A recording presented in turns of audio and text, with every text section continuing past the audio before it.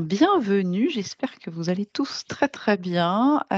Donc bienvenue sur cette vidéoconférence «Nettoyer ses données numériques».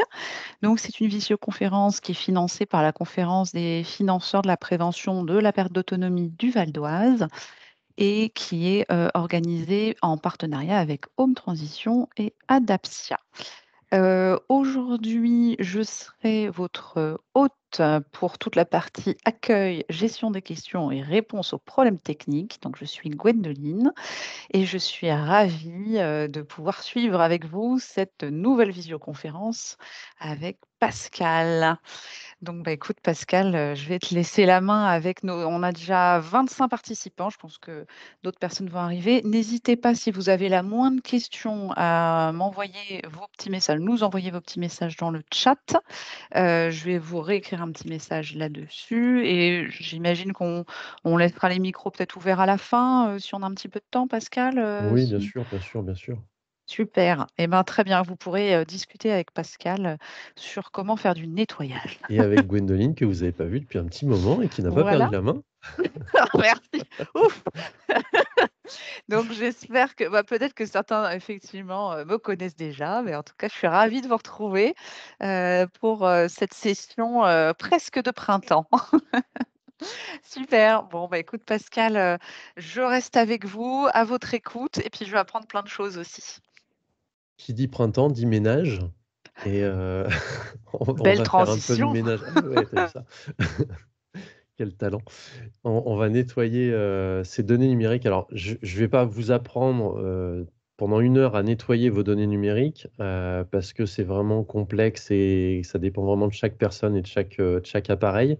Mais je vais vous donner des pistes pour le faire à la fin et je vais surtout vous expliquer pourquoi il faut nettoyer ces données numériques parce qu'effectivement, bravo, pour le petit gif, effectivement, grâce à internet, on peut faire tout un tas de choses. Donc là, on a un joli téléphone portable, pour avoir, la météo, pour compter ses pas, pour regarder des vidéos, pour appeler un taxi, pour faire ses mails, faire à manger, pour regarder plein de choses, pour faire plein de choses, que ce soit dans la vie personnelle ou professionnelle.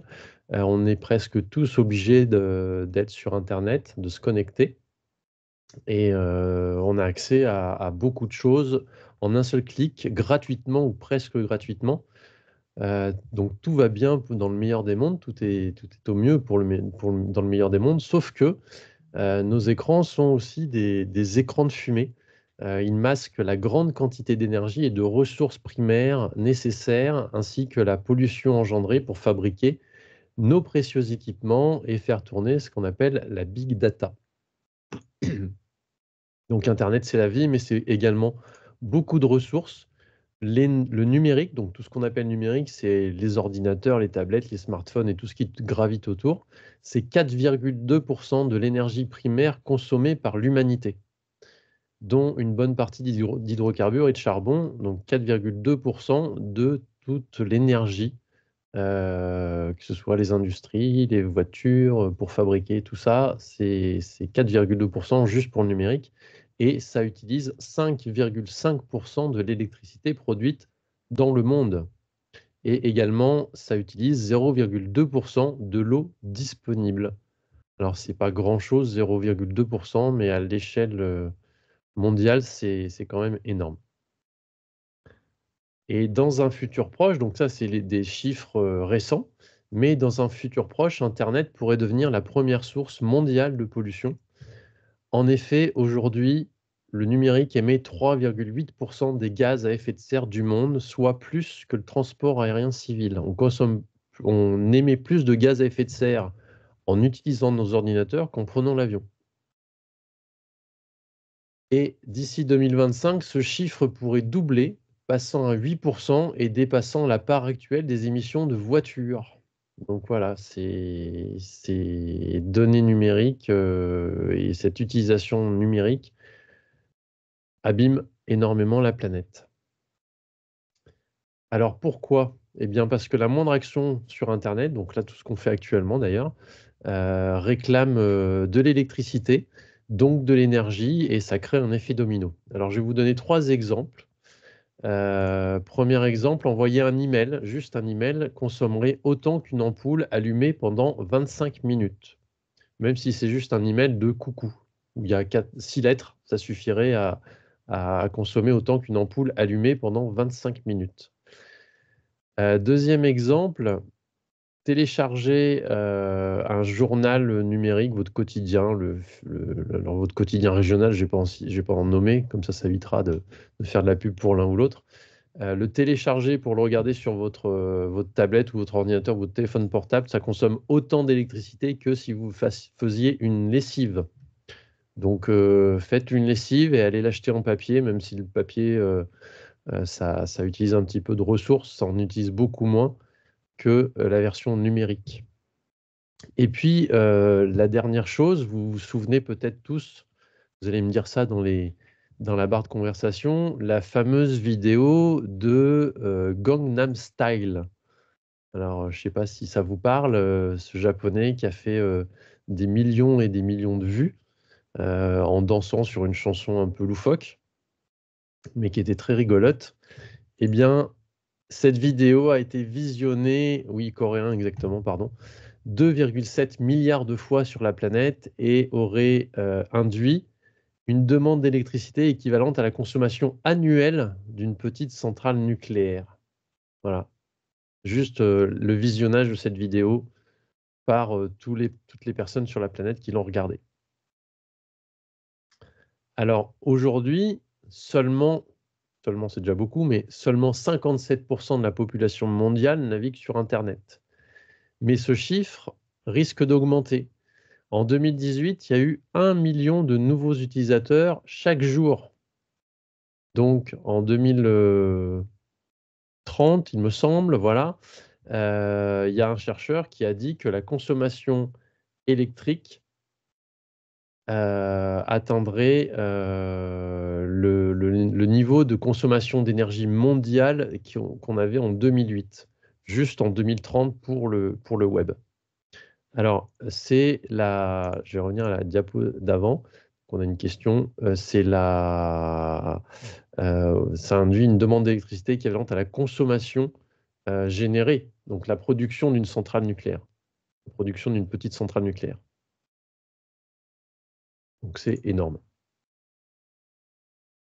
Alors, comment on peut expliquer cette gloutonnerie énergétique? Eh bien, déjà, la fabrication de tous nos appareils, que ce soit les ordinateurs, les smartphones, les TV qui sont maintenant connectés, les tablettes, les montres qui sont connectées, les écouteurs, les écouteurs sans fil Bluetooth, les câbles, les routeurs, les box, les serveurs, tout ce qui va autour des ordinateurs et du numérique, c'est la phase de construction, de fabrication qui demande le plus de ressources.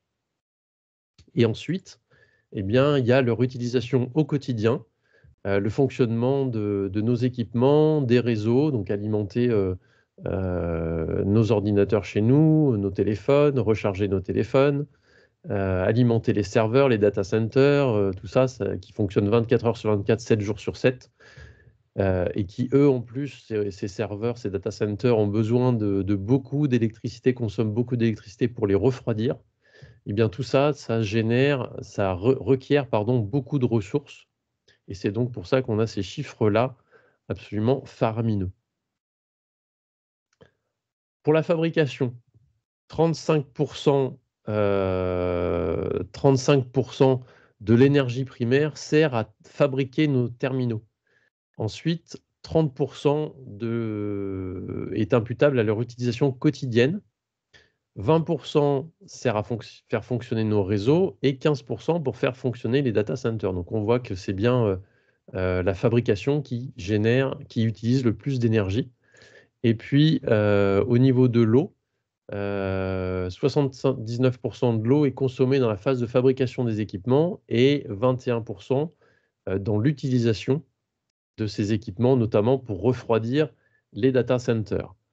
Alors, je vous donne beaucoup de chiffres au départ, c'est effectivement pour vous marquer et vous inciter à nettoyer toutes ces données numériques pour justement éviter cette consommation. Alors Oui, c'est pour faire un électrochoc. voilà, exactement. On refait un électrochoc. Moi, j'avais pas cette vision que ça consommait autant. J'avoue que, en fait, on se dit: «Oh bah, je vais racheter un smartphone, c'est joli, c'est C'est sympa» ça, c'est ça, et en fait, bah, on détruit la planète en même temps, quoi. Donc, c'est vrai qu'on est un absolument. peu sur une conférence écolo, hein, voilà pour Alors oui, mais parce le tri, que, c'est ça, hein. il faut savoir que alors il y a 2 dates, mais la date mondiale, pardon, le 18 mars, soit lundi prochain, Ouais. c'est la journée mondiale du cyber-nettoyage de la planète. Oh là Voilà là! Bon, et bah, ça voilà, alors en France, ça se passe samedi, mais ça se d'accord. passe, autour du 18 mars. D'accord, bon, bah, on va tous, nettoyer puis garder surtout nos anciens smartphones, j'ai l'impression, hein, les plus C'est longtemps ça, possible au c'est final. ça, C'est sûr, hein. exactement. Oui et comme dit Boris, c'est pas écolo, c'est la survie de notre terre. Vous avez raison. Maintenant l'écologie, c'est plus, un hobby comme ça, c'est juste on n'a pas le choix, hein, voilà, je crois que tout est dit. Donc merci Pascal. Ah oui, alors les gaz à effet de serre, bon je pense bon Alors voilà, il y a aussi les gaz on a parlé aïe, aïe, de aïe. l'énergie de l'électricité, de l'eau, il y a les gaz à effet de serre. Donc la fabrication de nos appareils, 44 des gaz à effet de serre, alors générés par, heu merci Pierre. Pierre, il va nous envoyer des signaux de fumée avec une bougie. Heu, J'imagine le petit tapis qui nous dit parfait Pierre. donc par rapport aux gaz à effet de serre, émis par tout ce qui est numérique, 44 de ces gaz sont imputables à la fabrication des équipements. Et ensuite, le reste, donc les 56 suivants, c'est pour, l'usage au quotidien des appareils. Donc 26 de l'électricité sont liés à l'électricité qui est produite pour les faire fonctionner. 16 sont imputables aux réseaux sociaux, rien que les réseaux sociaux et 14 aux data centers. Alors d'ailleurs, Gwendoline, en envoyant des gifs comme ça Oh là animés, là, tu mais je sais, tu je sais, consommes je sais que j'allais plus avoir des remarques. qu'envoyer un message.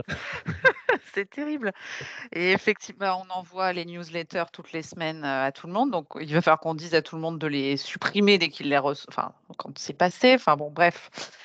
OK, Alors maintenant, on va voir quels sont solution. Mmh.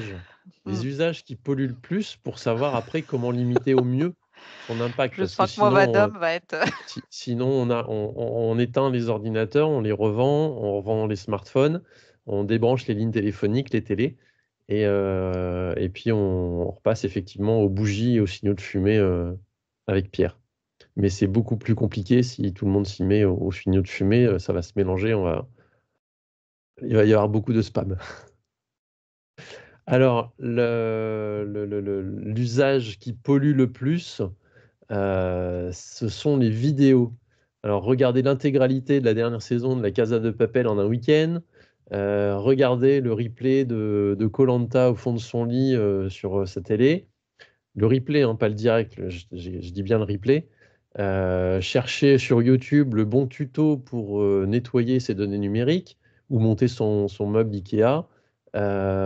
Si ça contribue pas déjà à notre, bien-être, ça enfonce un peu plus le clou parce que les vidéos en streaming, donc ce qu'on appelle le streaming, c'est ce qu'on regarde via internet, c'est ce qui consomme le plus d'énergie et pollue le plus.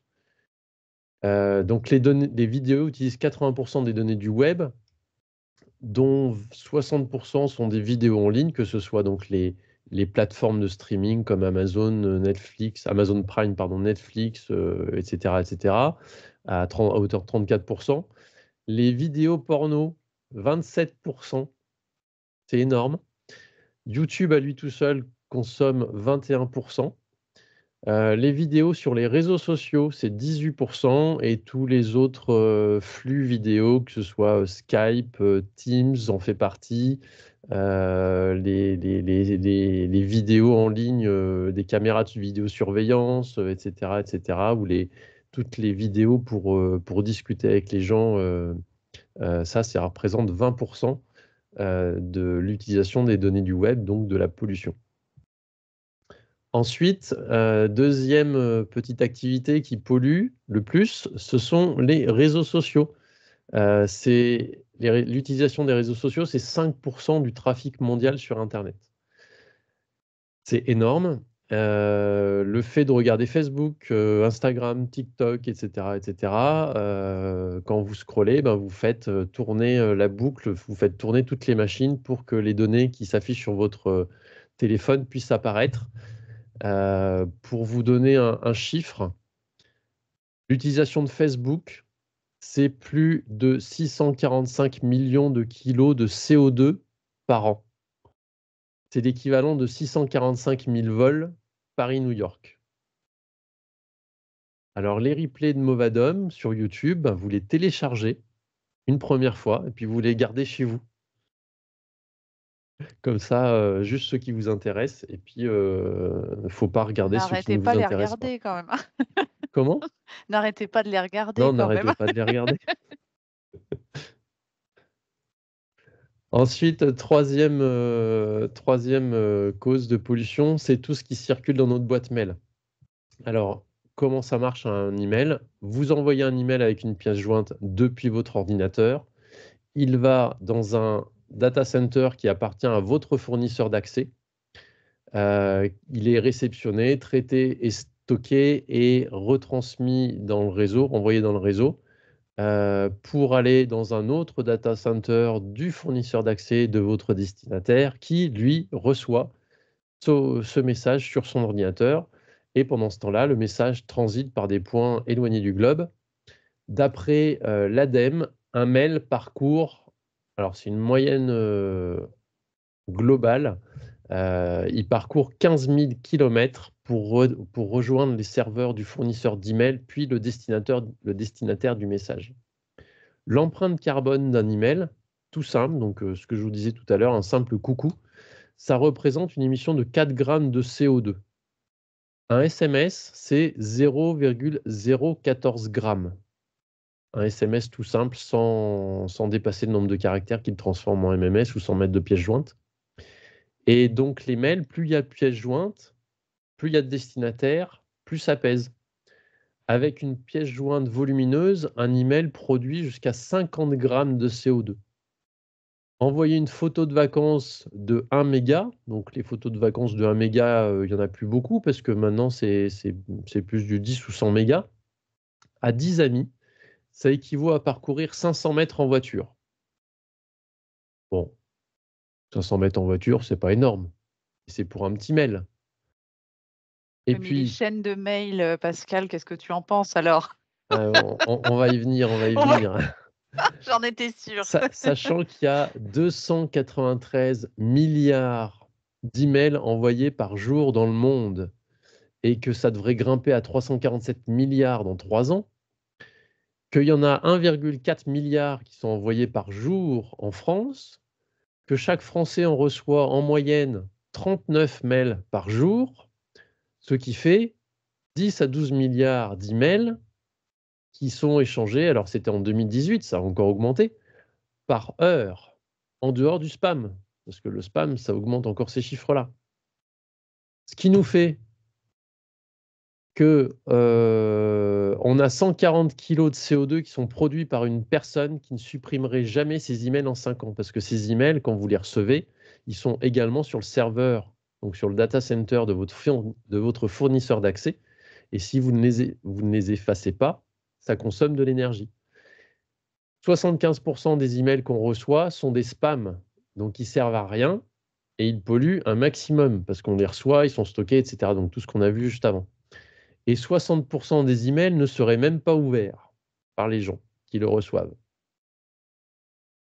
Donc voilà, ce sont des chiffres impressionnants qui font peur, mais on va voir comment on peut réduire tous ces chiffres-là.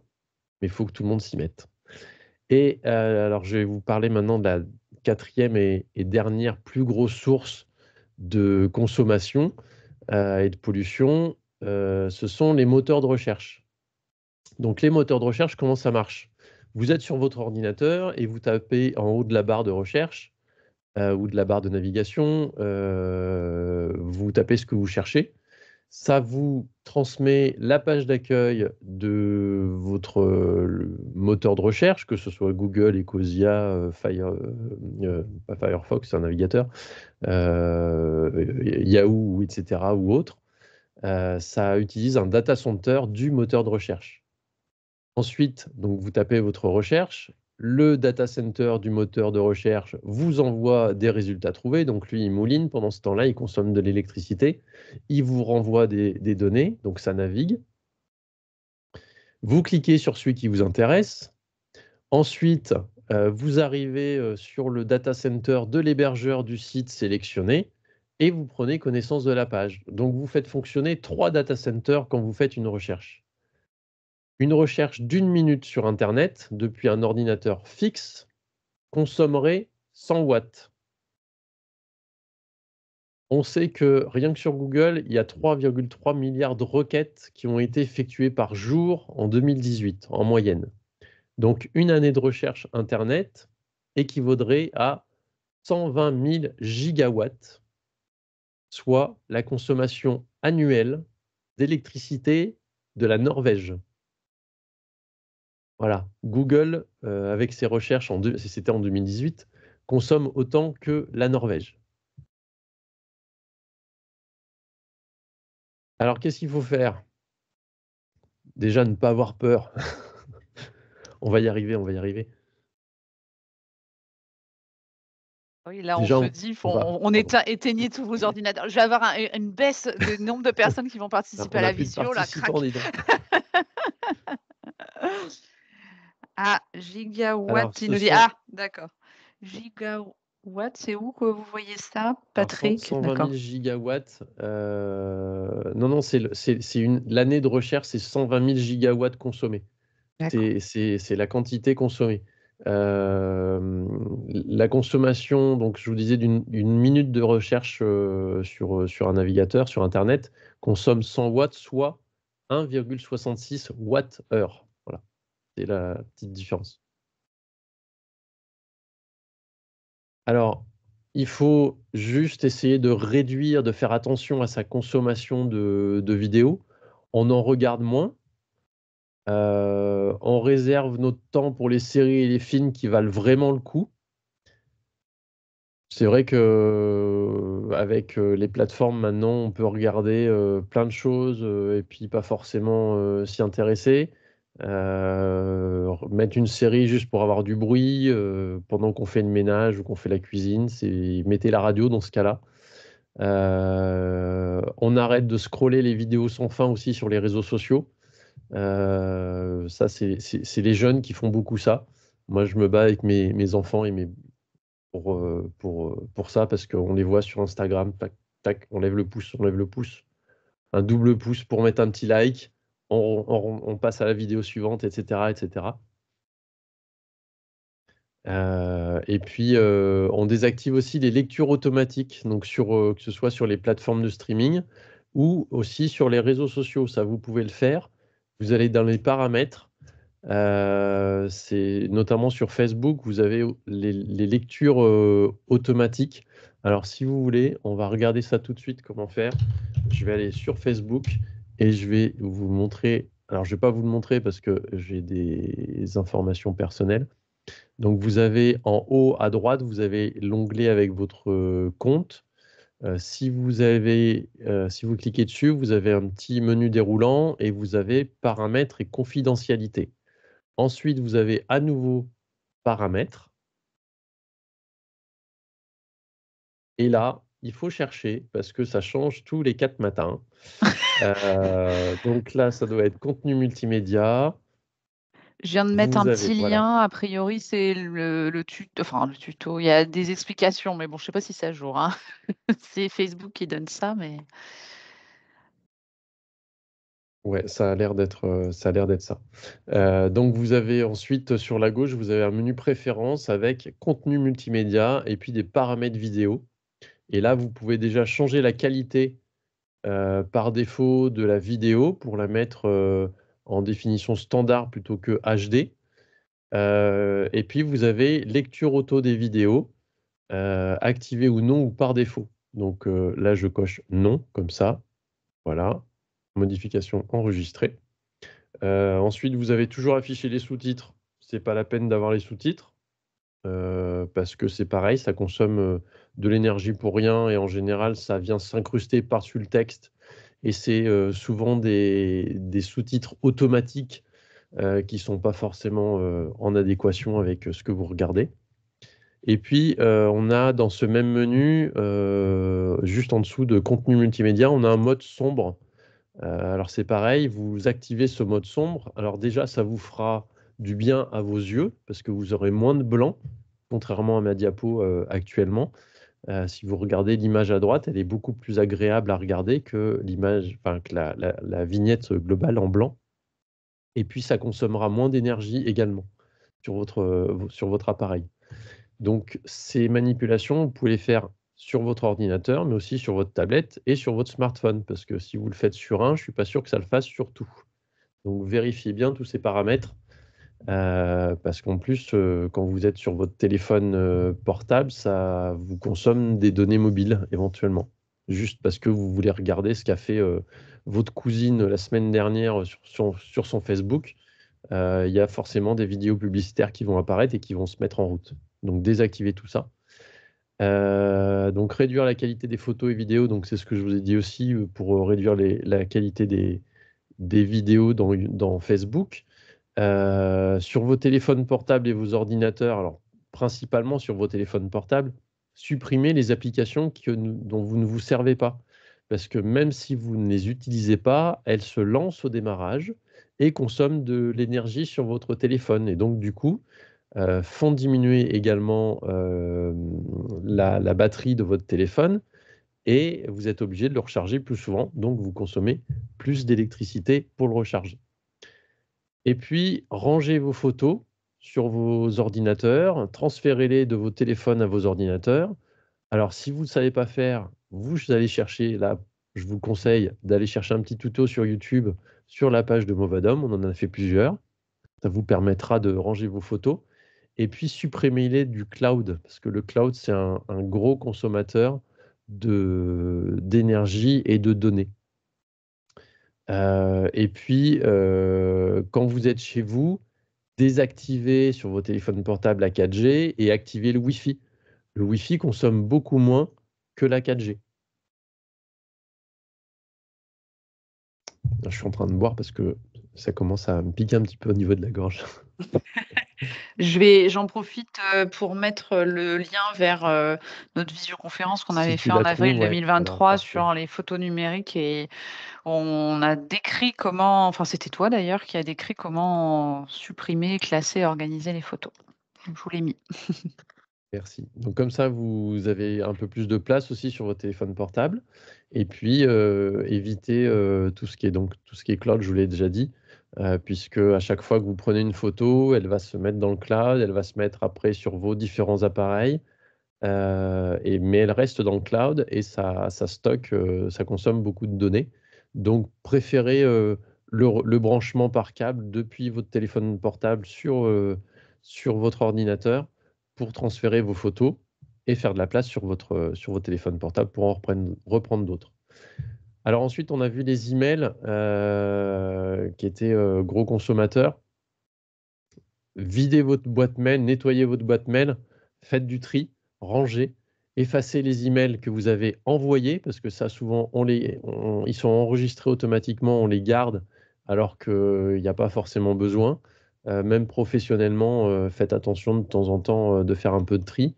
Supprimez tous les spams.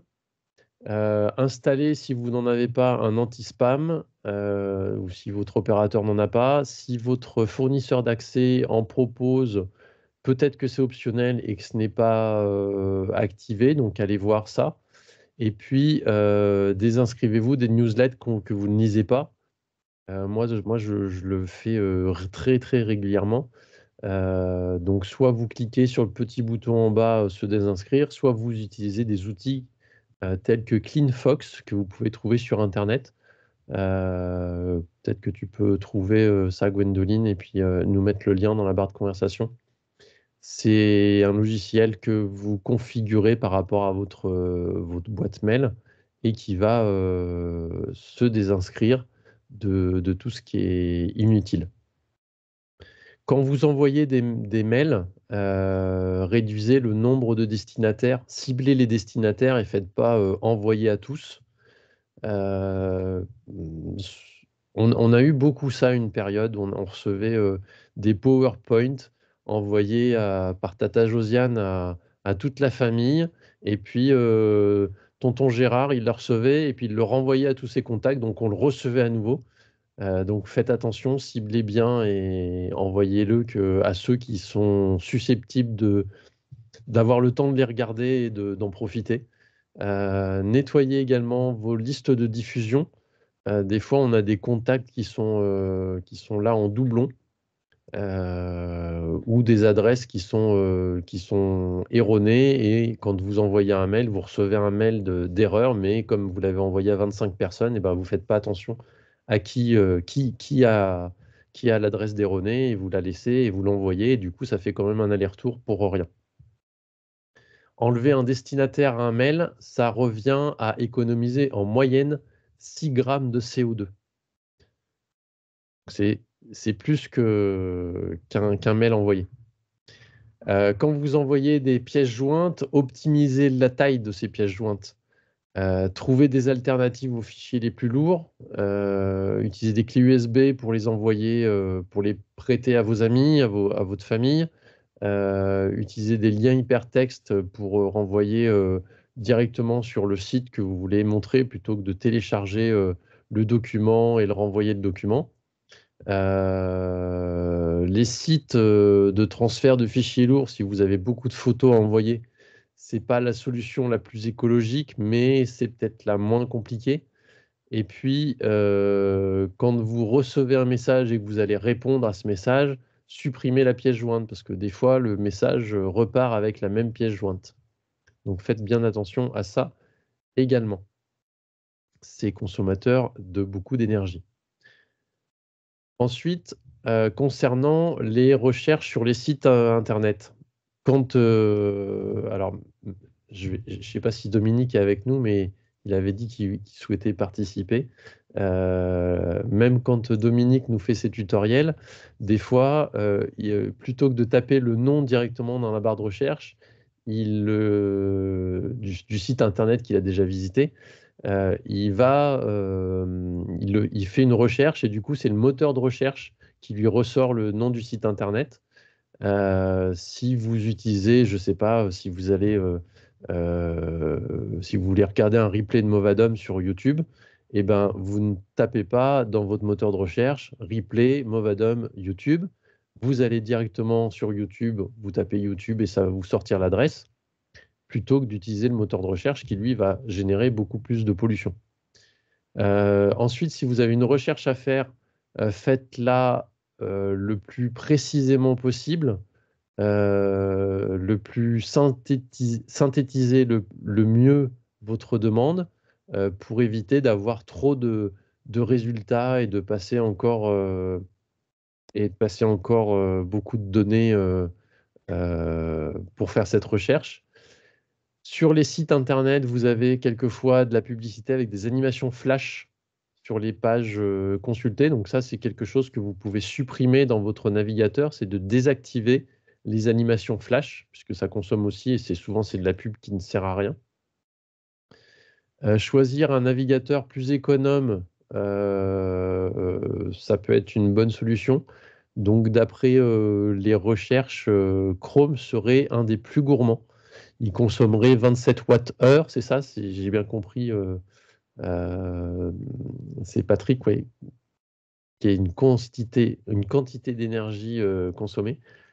Donc pardon, Chrome consomme beaucoup plus que Internet Explorer ou Firefox.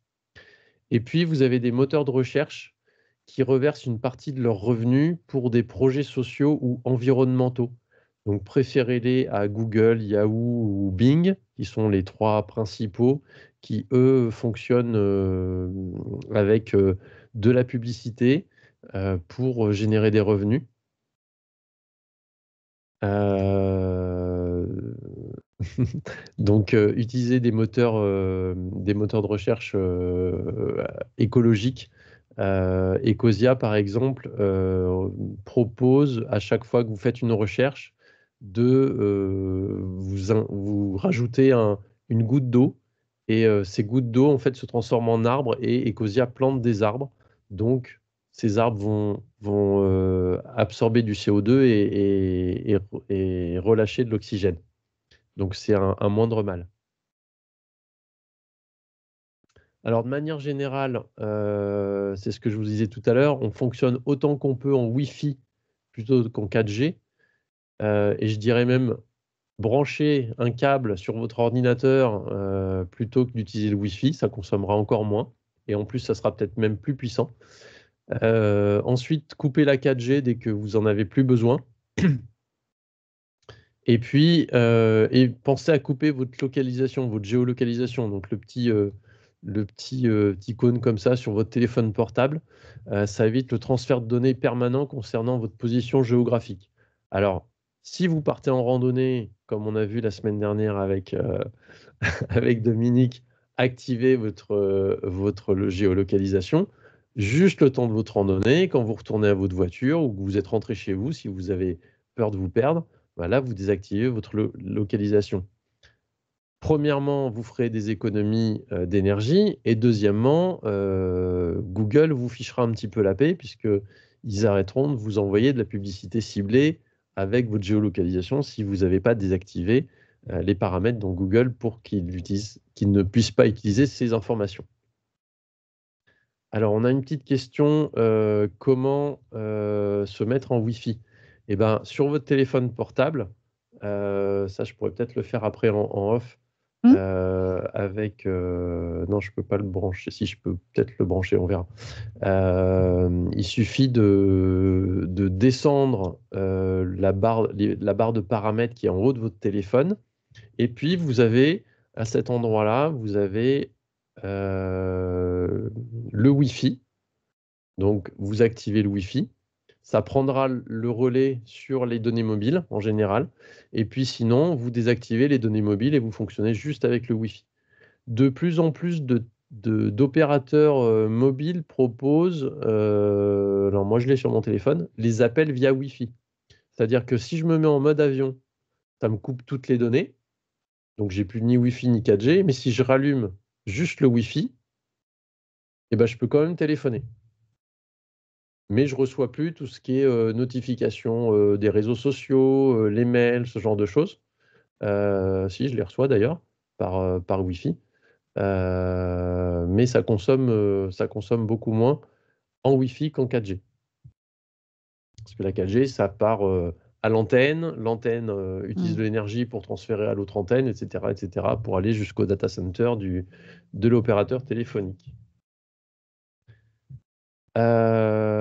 Ensuite, on avait une autre question. Comment supprimer du cloud? Eh ben, vous allez sur votre ordinateur, vous avez logiquement un dossier cloud.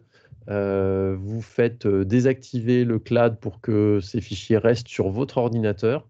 Et puis, comme ça, vous n'avez plus de transfert de ces données. Et vous faites la même chose sur votre téléphone portable pour éviter que à chaque fois, ça reparte, chaque fois que vous prenez une photo, ça reparte sur le cloud et sur vos autres appareils.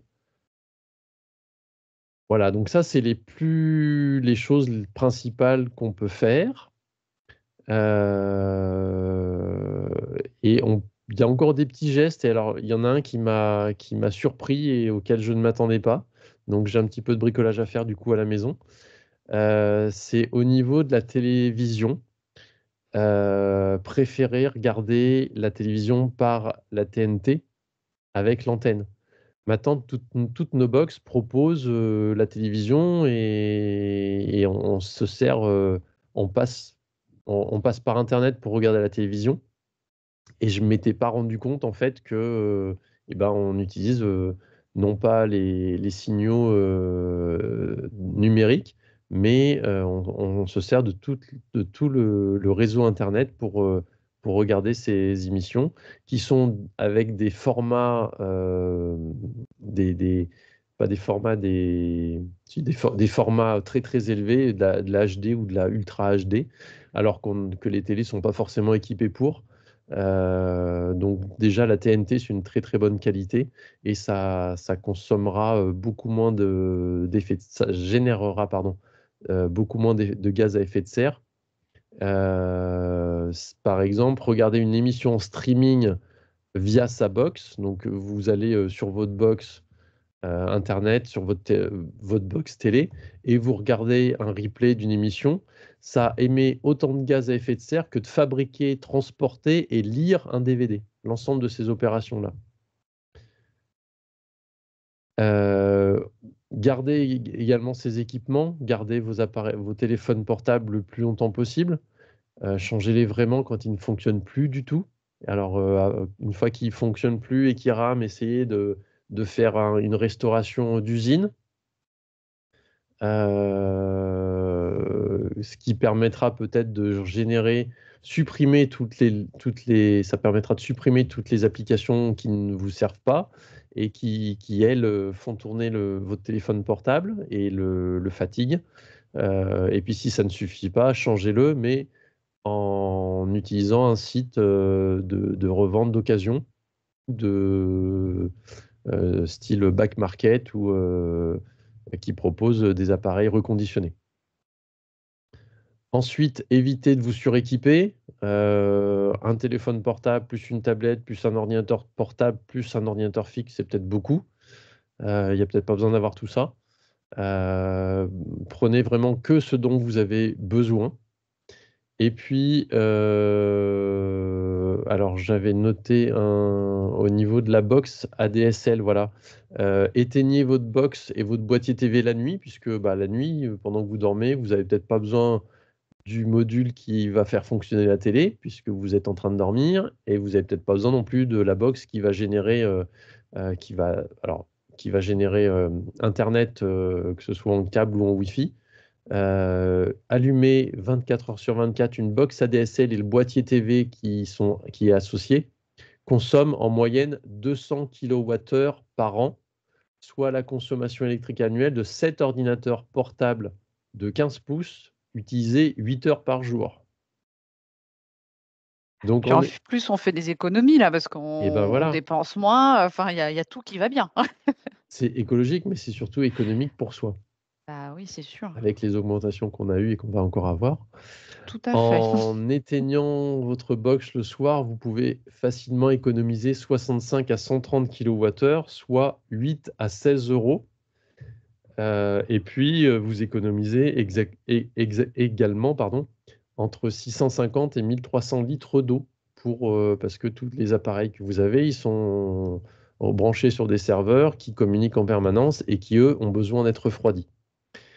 Le stockage en ligne, donc limiter également l'usage du cloud. Le stockage en ligne de ces emails, photos, vidéos, musique et autres documents, ça impose des allers-retours, permanents entre votre terminal et les serveurs. Or, transporter une donnée sur internet consomme 2 fois plus d'énergie que de la stocker pendant 1 an. Donc, gardez au maximum, le stockage local et l'usage local de vos données et puis en plus, même, au niveau de la sécurité, ça sera mieux. Vous éviterez les piratages. J'ai une petite, anecdote là-dessus, sur, WhatsApp. Je me suis rendu compte que tous les gifs animés, tout ça, étaient, directement enregistrés sur le serveur, bah, qui est utilisé aussi par Movadom, hein. J'ai un petit endroit pour mon téléphone et en fait, que je ne regardais jamais. Donc, et on peut désactiver, en fait, le fait Ouais, que ouais, ouais. les vidéos WhatsApp, elles aillent pas directement dans le cloud comme ça, surtout que c'est, des bébés qui font des danses, enfin voilà, des choses très intéressantes, hein. Toutes les photos, les gifs, les documents qui sont envoyés par WhatsApp, effectivement, sont stockés dans un dossier de votre téléphone portable et si comme Gwendoline, vous faites une sauvegarde de vos informations, sur le cloud et ben, c'est également stocké. Donc ça peut être effectivement désactivé. D'autres choses à faire que j'ai pas notées, mais qui sont dont je voulais vous parler, vos conversations, que ce soit, les SMS, supprimez-les au bout d'un moment. Les conversations sur les réseaux sociaux, bah, en fait, elles sont stockées ad vitam aeternam. je me suis rendu compte de ça, c'est qu'une conversation sur Messenger, donc le logiciel de messagerie de Facebook, d'il y a 10 ans, elle est encore là, elle est encore stockée. Donc faites un peu de tri. Comment peut-on... Alors on a une question de Maggie, on va y venir dans quelques secondes. Et puis, donc oui, sur WhatsApp, sur tous les logiciels qui vous servent à discuter, vérifiez, allez voir dans les paramètres et évitez les sauvegardes automatiques, évitez les stockages trop longs. Forcément, il faut gratter. Et puis, je peux pas vous dire, bah, il faut faire comme ça pour telle opération parce que ça change tout le temps. Et puis, ça prendrait du temps. Mais n'hésitez pas à ou demander conseil à vos petits-enfants éventuellement. Vous leur dites, arrête de mettre les vidéos, la lecture automatique des vidéos sur ton Instagram, puisque tu les regardes même pas. Et puis, va gratter dans les données de ton téléphone pour supprimer les messages au bout d'un certain temps. Puis quand tu sauras faire, tu viendras le faire sur mon téléphone à moi. Voilà, ça peut être une bonne opération à faire. Je vais vous donner, avant de répondre à vos questions, des petites infos. Donc, le 18 mars 2024, c'est le Cyber World Cleanup Day. Donc, je vous incite ce week-end à nettoyer vos données numériques, supprimer vos mails, supprimer les mails envoyés, désactiver tout ce qu'on a vu. Regardez cette vidéo en replay et faites pas à pas toutes les opérations dont que je vous ai proposées. Et puis, donc, ça concerne les données. Ça concerne également le réemploi.